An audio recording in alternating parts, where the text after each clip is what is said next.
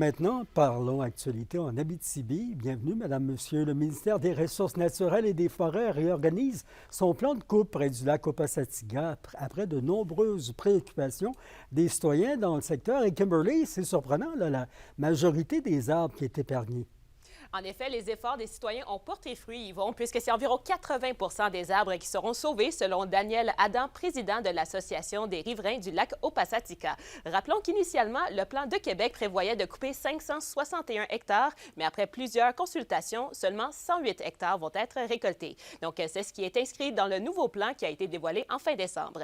Daniel Adam est justement agréablement surpris du dénouement.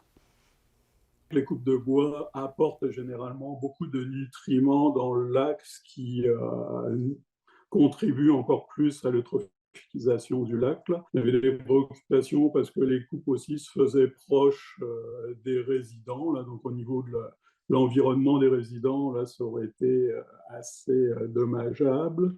Il y avait des préoccupations au niveau aussi de l'utilisation des chemins publics, du chemin de la baie verte notamment, et de prendre en compte aussi notamment parce que le long des sentiers Opasatiga, il y a des belvédères avec des points de vue. Si ces points de vue-là allaient être pris en compte, puis effectivement, le ministère a tenu compte de ces belvédères-là. Et autre avantage, Kim, le cerf de Virginie va être mieux protégé. Absolument. Le ministère va également éviter de couper du bois dans des pentes afin de prévenir l'érosion. Il y a aussi des résidents du secteur, rappelons-le, ils veulent continuer de faire leur randonnée sans être inquiets des possibles camions qui pourraient passer. Donc, ces camions-là vont tout simplement passer dans un autre chemin. La mairesse de Rouyn-Noranda est également soulagée de cette décision. C'est une bonne nouvelle. Dans ce cas-ci, c'est que les gens s'étaient présentés aux consultations, les citoyens, les organismes ont donné leurs commentaires et c'est bien de voir que le ministère en a tenu compte. C'est pour dire à quel point c'est important de participer aux consultations.